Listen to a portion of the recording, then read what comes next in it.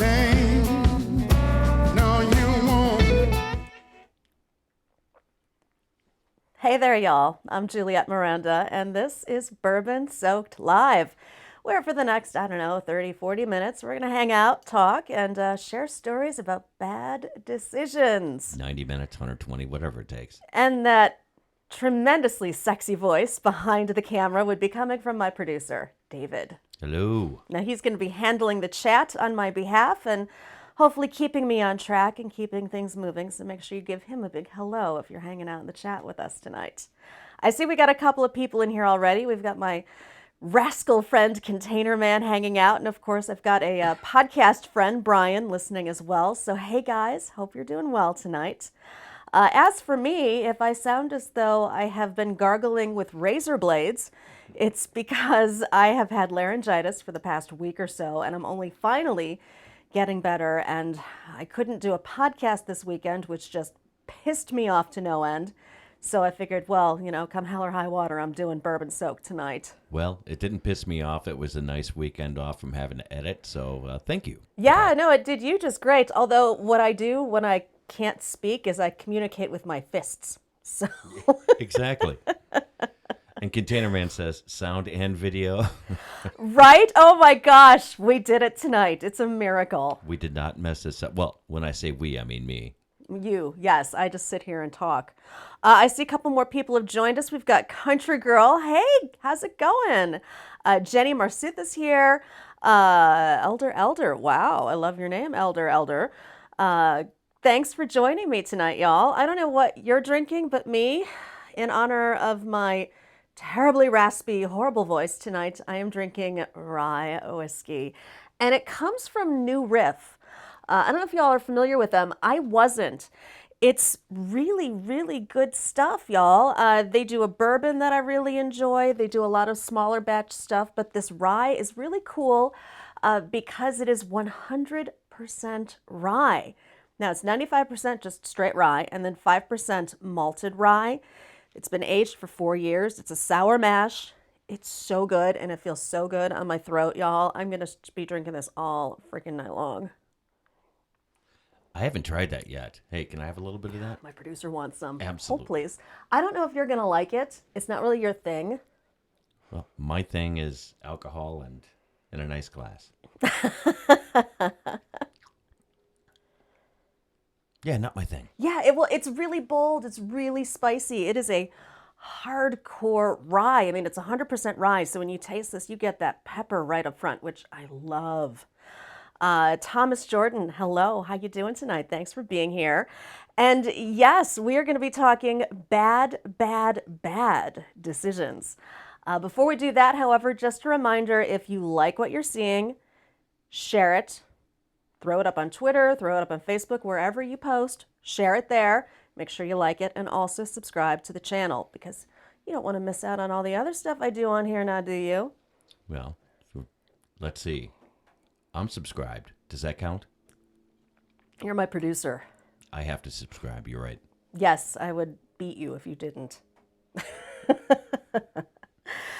Yes, Brian, I have been drinking hot toddies like you wouldn't believe for the past week. And quite honestly, I'm done with the water. I'm just going straight whiskey now. And hardcore. And thank you, Jenny, for sharing out the link to my to my Twitter page. I appreciate it. Jenny's So, the best. she is the best. She's She's the so best awesome. moderator in the whole entire world because I know. stink at this job. She just rocks it. I mean, she's like, you're out of here and you can stay and you're awesome. She's our favorite. She knows what we like. So y'all, let's start talking bad decisions. Now, I'll kick things off, but in the chat, if you've got a story to share about a bad decision that you've made or somebody that you know has made, share it, and then we'll talk about it the second we get a chance, because I'd love to hear what you guys have done that's maybe a little naughty. You know what? Before you get to that, I want to know about the new thing over your head. Well, you do already know about the new thing over my head. Well, they don't. I think it's the coolest Yes. damn thing ever. Yes, I totally dig it. In whiskey, there is truth, and those are words of wisdom. It's a piece that we picked up when we were in New Orleans from the Dirty Boys Gallery. They do all sorts of reclaimed art, so they find things like old trunks and old pieces of wood, just driftwood, all of that, and they make really cool art out of it. So that's one piece we picked up that I'm in love with. And it seemed like the perfect place to have here where, we drink whiskey and tell our true stories. Mm. Is that good? Good for the throat? Oh, it feels so good, y'all. Please bear with me. I know I sound like ass, and I apologize. However, I have a story to tell y'all. Now, for this story, it involves two bad decisions, one that was mine and one that was my roommate's. So the first bad decision that was made was by me, and that was leaving my credit card in the open. And the bad decision that my roommate made was adopting an Ethiopian child. It wasn't a bad decision. It just wasn't a well thought out nor researched decision. What, adopting an Ethiopian child? Yeah. No, that's a bad decision on every level. Do tell. Well, she did it on my behalf. She thought she was doing me, I guess, a favor in her own special way. I call her Loopy, by the way. She was a lovely girl who was very prone to taking Vicodin and drinking vodka at the same time. And the result of that was this loopy state where she would just get all wacky and, giddy and do stupid things that she didn't remember doing in the morning. And one of these was adopting an Ethiopian child for me with my credit card. She thought that this would be good for me, that having an Ethiopian child sending me letters and, having me help out somebody less fortunate than I am would be a good thing for my well-being. That would make me into a better person than I am. And I guess her heart was in the right place, but she didn't really pick the most reputable organization to adopt a, so-called child through. Because what I got in the mail was a calendar, a tote bag, a lovely little letter from a girl named Edna, and a postmark from Reseda, California. Whoops.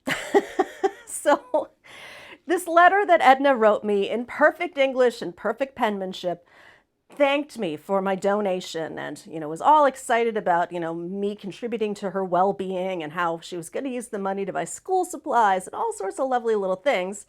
And then there was a little P.S. Don't forget to send me $25 every single month, and I'll keep sending you letters.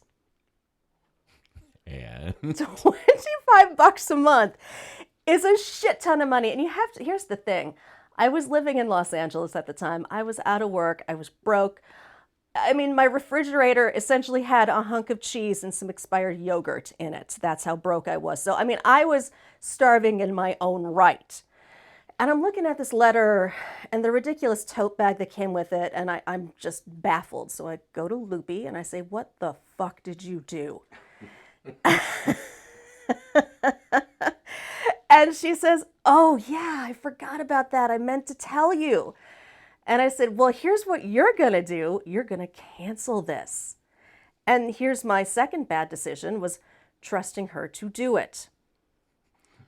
Brian says, "Are you sure that wasn't an Encino child?" Well, Brian, I have no confirmation of that other than the fact that the calendar and the tote bag that I got were from some organization, some global organization that had lots of, fly-ridden children in the photos and stuff like that. So Well, they pull on the heartstrings, right? yes, And yes, they they want did. you to put money in it. And there's a lot of organizations that actually the money does go to the right Totally places. reputable. However, let me explain how this particular organization worked. They treated it as a subscription service. So this was essentially the Columbia Music House of starving children. Yes. And if you didn't pay them, well, they got a little aggressive about it. So I just blew it off. A month later, I get a little note from Edna saying, "Gosh, I didn't get my $25 this month, and since I couldn't buy more school materials, I got kicked out. So please send me that money and everything will be fine." Well, I crumpled it up and I threw it away, and I thought, well, whatever. It didn't kick in. I didn't check with Loopy. I just assumed that, she'd done her job, and I couldn't really follow up with her anyway because at that point she'd moved out and shacked up with some guy, and I had no idea how to contact her. So another month rolls by. I get another letter from little Edna. And this time, little Edna had her big brother write the letter. And her big brother essentially threatened to come to my house and murder me in my sleep if I didn't send the money. Well, I start getting a little nervous now, but I'm thinking, what the fuck are they going to do to me? I'm broke. I got nothing. Well, they sent it to collections because they were treating this as it was a subscription service. So I officially got sent to collections, and all of a sudden I started getting threatening phone calls from collection agencies looking for money for Edna. And what's worse is that Edna's people started calling my family. I don't know how they got their numbers, but they did. And one day, a boyfriend that I once lived with calls me up and he says, "Who is Edna and why is she threatening to send you to jail?" So I've got to think, oh, Christ, they're going to kill me. And it was really weird because all of this is happening and I'm broke and I have nothing I can give them. I can't give them the $25 You they weren't want. making any money back then. I had no job. Right? None whatsoever. Yeah, you had zero job. So at this point, I owed them like 4 months worth of payments. The credit people started threatening me with, all sorts of nasty business. And this was prior to all of the rules that they implemented about credit agencies collecting and when they could call you and who they could call. So for 6 months or so, I got the nastiest phone calls ever.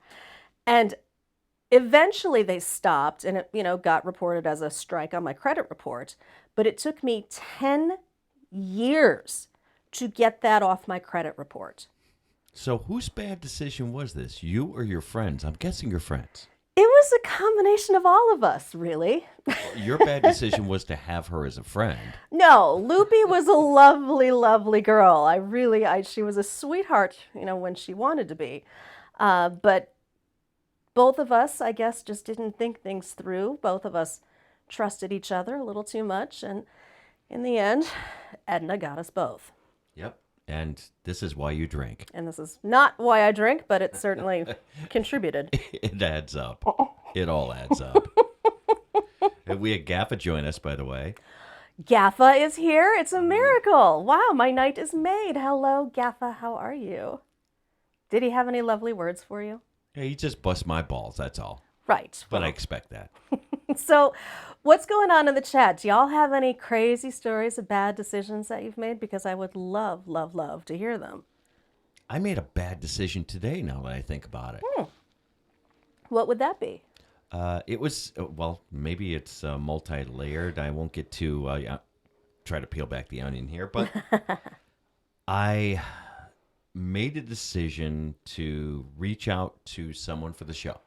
Oh. Which I did not tell you about. I did not hear about this. No. Uh-oh. My producer might be in some trouble tonight, y'all. Yes. And that person actually said yes, but you don't know who it is, and you may not want them on your show. What? So who did you reach out to? I'll tell you after the show. But You can't leave me hanging like that. Can't you just, write it down or something? I don't have a pen or anything. Oh, no. crap. We'll talk afterwards, but I have a feeling I've made a bad decision that I may have to go back on. Is it somebody that I've specifically told you do not contact? Oh, I would never do that. I'm short. I'm not stupid. All right. Well, we got trouble here at the Rant Ranch, y'all.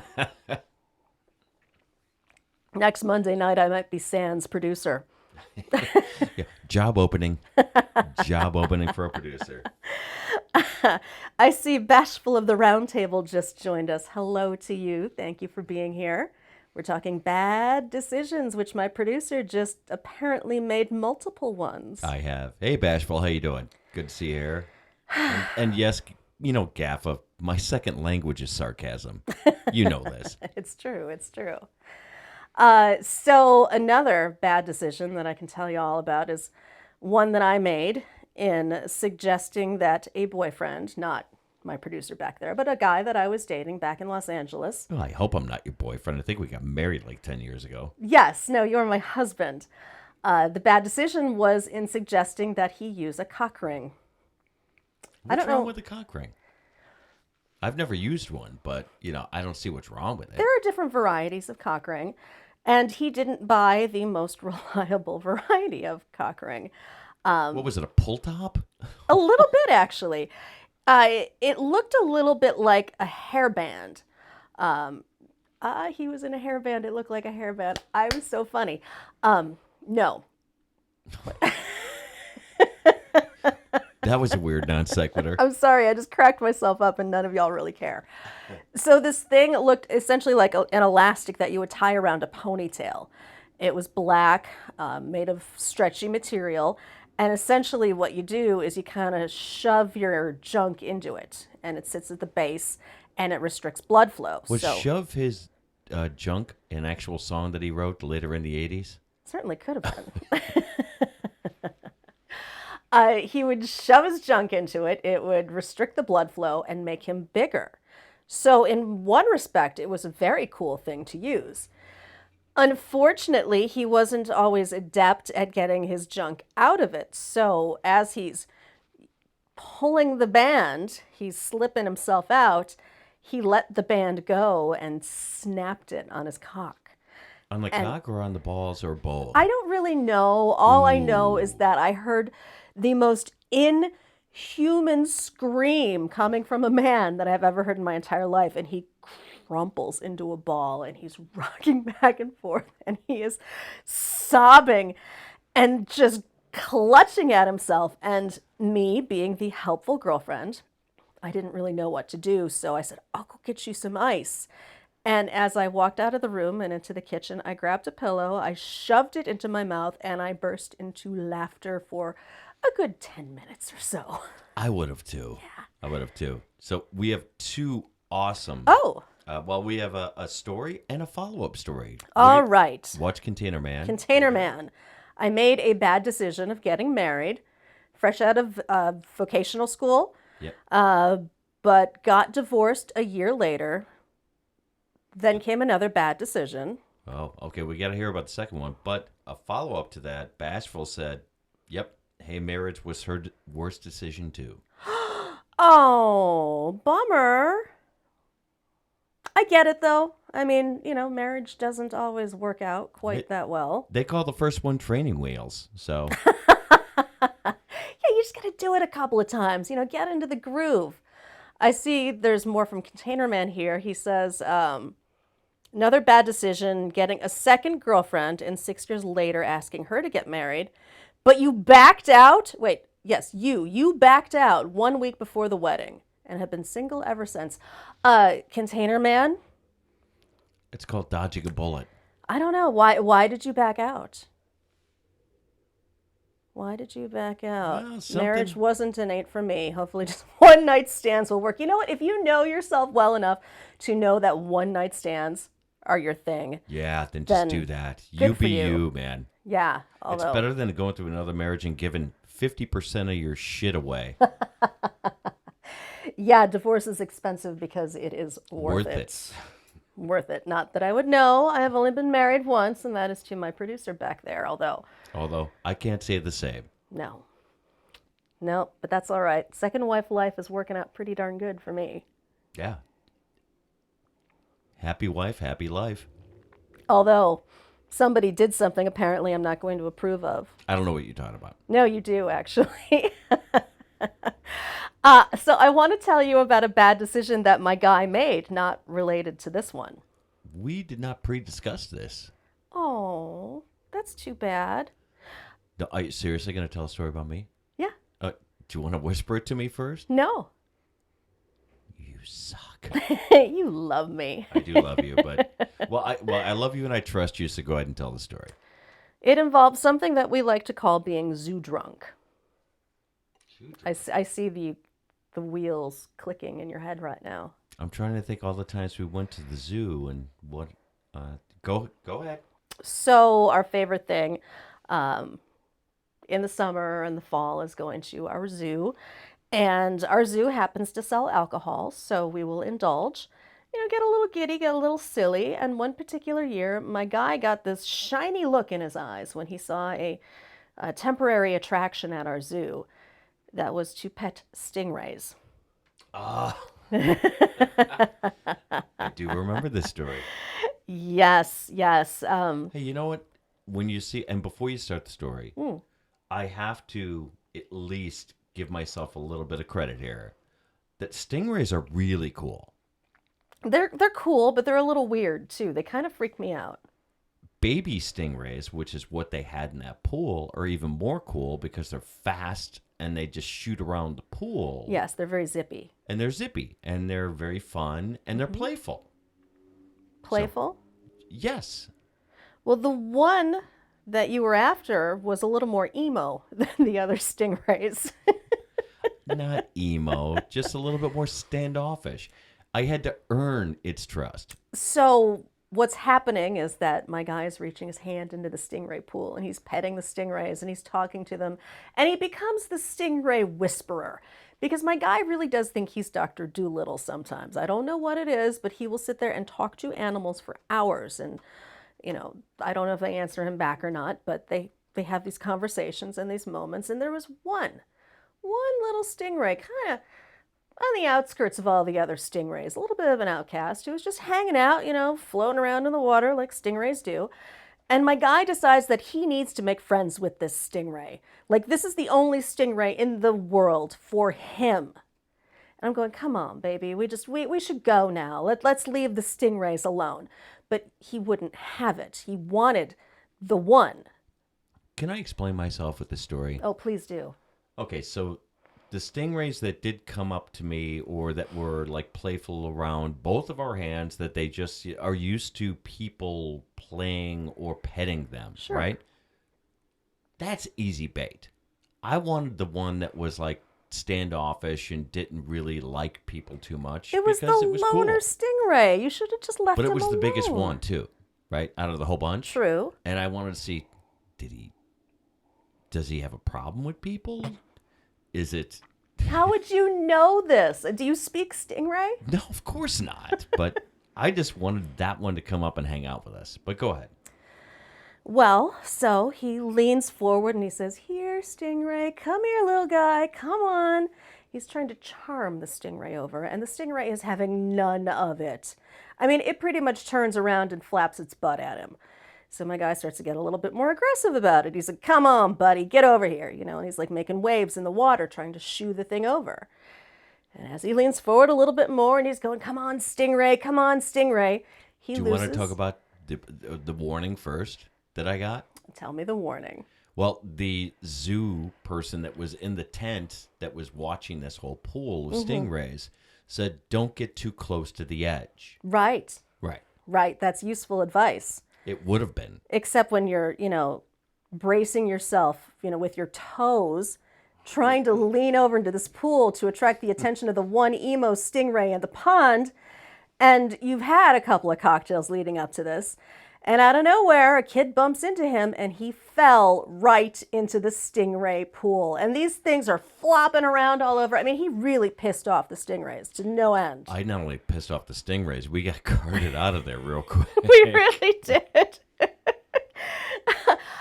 I got carted out of there too because, I'm guilty by association. So they're grabbing him by the back of the shirt. They've got me. I was wet. And they threw a towel at him, which I think they'd used to mop up the dolphins or something because it just stunk of. It smelled like penguin ass. It did. It really did. And, he's like, oh, God damn it. And he's trying to dry his face and he's just soaking wet. And the zoo's like, okay, guys, you're out of here. And they walked us to the exit and they're like, you're done. We're like, can't we come back in, please? We'll be good. And they're like, you're out of here. But there is a follow-up to this story. Tell me the follow-up. No. You remember when they took out the exhibit? And oh, my God, that's right. I totally forgot about that. So, okay. I forgot about that. Not long after this. I don't remember exactly how long 6 it months. was. Was it 6 months? Oh, yeah, I remember. They removed the exhibit from the zoo because all the stingrays died. Oops. I hope that I didn't put a virus in there that killed them, but oh. He fell in the water and he killed the stingrays. I didn't kill the stingray. Stingray murderer. Yeah, maybe. Can't believe I married a stingray killer. Yeah, Gaffa. You know what? I'm going with Gaffa on this one. I say you pushed me in. I was nowhere near him, and I have witnesses. I do. Nowhere near him. You are such a problem. I see Ginger has stopped by to say hello. I know she's not feeling well either, and I hope all those hot toddies are making you feel better, Ginger. I'm definitely raspy and not quite 100% yet, but I'm definitely getting there. So hope you feel better soon. Yes. Yeah. And speaking of that, you have a Bourbon Soak Live to talk about. Yes, I was just getting to that. I swear I was. So every week, I ask y'all to tweet a photograph of yourself watching the show. Do it on Twitter. Use hashtag Bourbon Soaked Live and post it up there, and we'll share them the following week. So we've got one to share from our friend Gemma, who last week joined us and was participating in our conversation about weed, of all things. No, last week was not weed. That was the week before. What was last week? Last week was... No, last week was weed. It was cab stories. Was it cab stores? I apologize. It was crazy cab rides. Yes. You see? What do I know? That's why I have a producer. Exactly. So thank you, Gemma, for sharing your photo from last week. And y'all, tonight, take that selfie, post it on Twitter, hashtag Bourbon Soak Live, and let me see you drinking. It would be awesome to see you with a cocktail in your hand, your favorite drink. You don't even have to drink alcohol. Whatever is your favorite drink. Glass of water, a cookie. I don't care. It's all good. You can't drink a cookie. I'm not saying they have to be drinking it. Okay. And Jenny has a great idea. I think we should make Stingray Killer a hashtag for David. Jenny, I used to like you. Stingray Killer. Container Man, what are you up to? I'm looking at stuff. I see you saying something about just behind closed doors. Yeah, Do I even want to know what you're talking about back there? Well, he's a problem. He is a problem. He's a good kind of problem. I know. He's our resident troublemaker. Yep. You really want a selfie of this face? Yes, I do, Gaffa. Please, send it. Hashtag Bourbon Soak Live on Twitter. Do it. He is the Australian Kenny Rogers. Well, I want to see that. Yes. So I have one more bad decision of a story to share with y'all tonight. Let's see if anyone else in the chat has a story about bad decisions. Come on. Give me something, folks. I know you've done something bad. Gaff he makes them daily, but let's see if he can come up with one. Right? I know you've got something out there. Meanwhile, I'm just going to sit here and drink my whiskey and stare at y'all until someone says something. That'll show them. And Bashful. I know Bashful well enough. She's got a You've got to have something. Oh, yeah. If my boss allowed friends in the truck for more than 2 weeks, then it would happen in the truck. Oh, Container Man. If my boss allowed friends in the truck for more than 2 weeks, then it would happen in the truck. What would happen in the truck? I have a very good feeling. Yeah. Yeah. Well, and Container Man, you have names for those people in the truck that for the road stops. I forgot what that was. You had a term. Lot lizards. Lot lizards. That's yeah, what he that's called it. them. That's what it was. I know. I love phrases like that. See, being a trucker's got to be super hard. Oh my gosh, yeah, just being on the road all the time and just not being home. Oh yeah, that's a tough life. But you know what?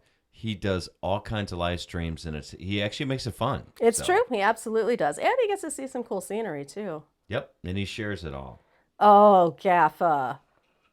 Yes. His bad decision. The moment I acknowledged David the producer, it's been downhill ever since.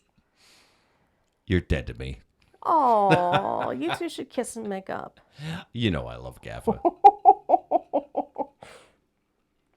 I don't even want to know what that means, Container Man. I really don't. A beaver?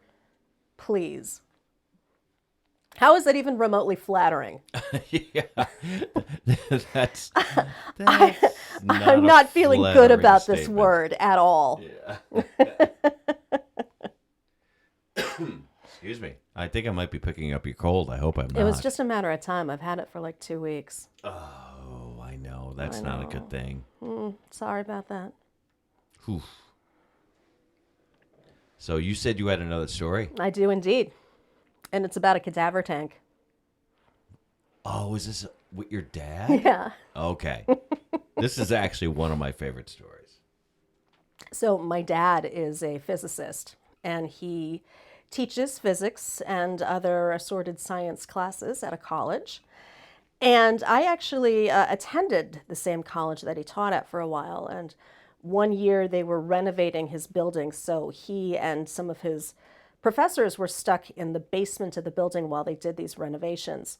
And they were stuck with a particular piece of equipment, I suppose you could call it, in one of the classrooms that was left over from the nursing school. And it was a giant cadaver tank. I mean, we're talking steel tank loaded up with preservation fluid and a dead body. It stunk. Like just the smell of the tank alone was enough to just make you want to hurl. It was gross. And his students were just disgusted by it. They'd stopped coming to class. And every time he tried to get, the school to deal with this, they're like, oh, don't worry, we'll take care of it. We'll take care of it. And my dad finally got tired of hearing that, so he decided to take care of it. And he roped me into helping him with it. I could have been bribed with anything back then, so my dad offered me $100 and a case of beer. So I said, sure. He gave you beer for that? He did. I didn't hear that part of the story. Yeah, no, he gave me $100 and a case of beer. This is back when I drank beer. So I get into his classroom and he's like, okay, this will be totally easy. It's on wheels, no problem. So we get it out of the classroom, all right.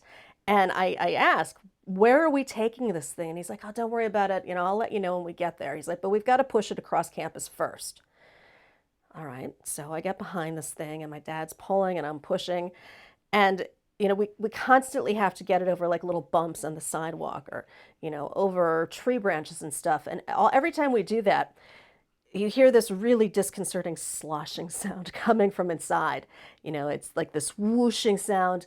And then you would hear the body thump against the sides of the tank.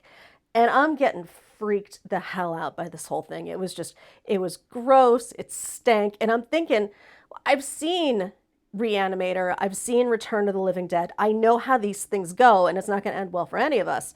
And I was totally right about that because we finally get this thing across campus. And we have to push it up this ramp, this like loading ramp to get it into the administrative building where my dad wants to put it in the dean's office because apparently we're now reenacting Animal House. So it's kind of a steep ramp because it's meant for trucks to go up. And we're pushing and pushing and we get to the top and my dad realizes that he doesn't have his keys to let us in. He's like, well, you stay here with the body and I'll go get the keys. I can't hold this thing. I can't hold an entire tank with a dead body. And he says, oh, don't worry about it. The wheels lock. We'll be fine. So he locks the wheels and he goes off. And I'm sitting here and I can tell that this thing wants to go downhill. It just does. And it's kind of rattling and it's this old tank. And out of nowhere, one of the campus security guards just pops. Somebody's like, what are you doing over there? And I'm like, oh, fuck, we're caught. And I'm about to answer him until one of the wheels gives out and the whole cadaver tank starts rolling down this ramp right at the security guard. And my dad's coming around the corner. He sees it. He's like, oh, God, no. And like they try to stop it and it kind of knocks into the security guard and then it goes bumbling over a couple of bumps and it falls right over onto its side, spilling out a whole lot of embalming fluid or whatever they put those things in, and a very lovely, very dead man onto the campus. It was beautiful. Did you ever find out who that was, or you can't tell from the donations? You could never know. They would never tell you. They were just anonymous donations. That's what I thought. Yeah. So my bad decision was accepting a bribe from my dad.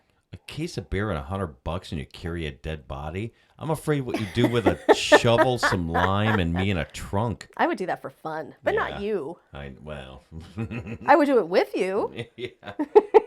Maybe. Yes, some more people in the chat there. What is going on? Okay, I see Bill 56. Hello. How are you doing tonight?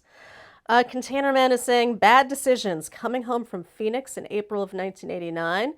You should have stayed in Phoenix after school. What was going on in Phoenix? Why was Phoenix so special? That's a very vague story. Yeah. I think there's more to that. Yeah, I feel like I'm missing something here. Okay, Gaffa says he has a real bad decision story. I have to hear this, Gaffa. I really do. Please. I came on, and I'm my voice is going. I can hear it cracking and getting a little bit lower and lower. So you got to tell this story now, or I'm just going to have been here for nothing. And that's going to make me sad. You don't want to make me sad, do you, Gaffa? Kenny Rogers makes no one sad. Oh, hey, Patrick. It's good to see you here. You just missed a fabulous story about a cadaver tank. And a case of beer and $100. And a case of beer and $100. Yes. And you better type fast, Gaffa, because my voice is going faster and faster. I don't know how much longer I can keep I this can up. tell. Yeah, your voice is starting to cash in. Hey, do you want to talk about the bourbon of the week while Gaffa types? I did talk about the bourbon of the week already. Oh, do you want to just, I'm going to highlight it just here, just so that you can show what you're drinking. Yes, I'm drinking New Riff Straight Rye Whiskey. It is 100% rye. It's totally potent and really delicious. It's been aged 4 years. I love it. And apparently it's not helping my voice as much as I had heard, or as much as I had hoped. I just read the word heard and then said it rather than what I wanted to say. Gaffa, you suck. All right, well, let me do this. Let me tell you all about what's going to be happening on September 23rd. We're going to be doing things a little bit differently that night. I'm going to have Scott and Bart from the Scotch Test Dummies joining me here. And we're not actually going to be talking about whiskey exactly. We're going to be sharing whiskey stories, stuff about, why we like whiskey, sharing some of our favorite moments drinking it. It's going to be a whole storytelling episode. It's not a whiskey review episode. So I hope you guys will all tune in for that. It is on September 23rd. Yeah, 7 p.m. 7 p.m., y'all. Central. And it's going to be a blast. The Scotch Test Dummies are so good. They're so smart. I cannot wait to talk with them. Yeah, both, Scott and Bart are super nice guys. We've gotten to know them as creators on YouTube. Just a really fun show that they have over there. So if you haven't checked them out, go out and check out Scotch Test Dummies. They're just killing it in the whole whiskey community. Definitely. Really good guys. We've gotten to know them over time, and we're thrilled to have them on. Yeah, I'm so excited that they're going to be joining us here. So you won't want to miss that. I see Gaffa is typing. That's good. So he had a long walk home after a marathon drinking session, and apparently he had to pee. So he decides that between two parked cars was a reasonable spot. And Container Man wants to know if they were two parked police cruisers. While you finish that, oh, here we go. He was looking around. He noticed a word on the trunk of the car next to him. Ooh, this is getting better. This is like, a serial play. I know. He's telling chapter by chapter. And by the way, Vegas Art, thank you for the kind words. I'm behind the camera for a reason. I don't tell stories, but thanks for the kind words. Aw. Yes, Gaffa was peeing between two parked cruisers. Oh, did they catch you, Gaffa? Did they catch you in a very indiscreet moment? I hope so. All right, we're waiting. You know what? That's a bail for two cruisers. Well, it depends on where you are. So he looked in the driver's window and there were two cops watching him. Oh, did they let you finish at least? I mean, that would have been the courteous thing to do. Or did you at least get the tap, tap, tap? Yeah, excuse me, sir. Could you put it away? That is brutal. I've never been caught peeing.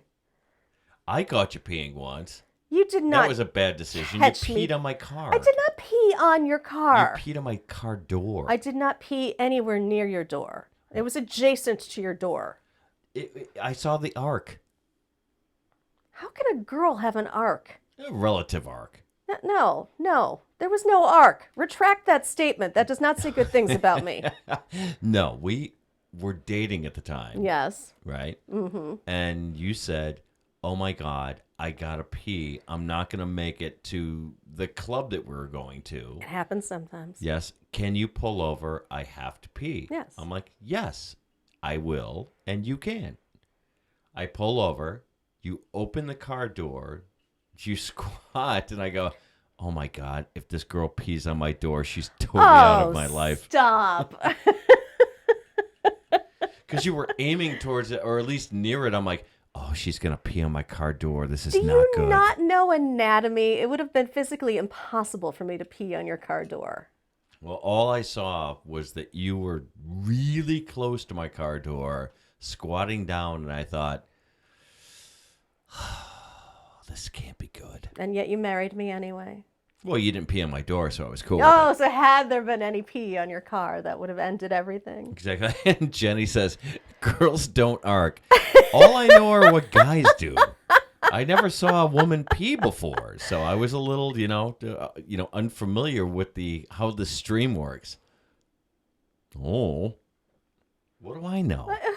How does that even make sense? I mean, you'd have to be like laying on your back. But even then, it would just kind of... Really? Are you going to talk about the... Are you really going to go into the math of girls the peeing? mechanics of girl pee. Right?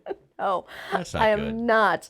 Gaffa is continuing his story. He says they allowed him to finish, and then they took him straight to jail. As they should. And they knew that you were plastered, so they just put you away in the drunk tank. Did you sign autographs as Kenny Rogers? I have to ask. Stop. Good thing was I didn't get booked for anything. I just spent the night in there to dry out. Oh, well, see, they were just protecting the woods from more pee.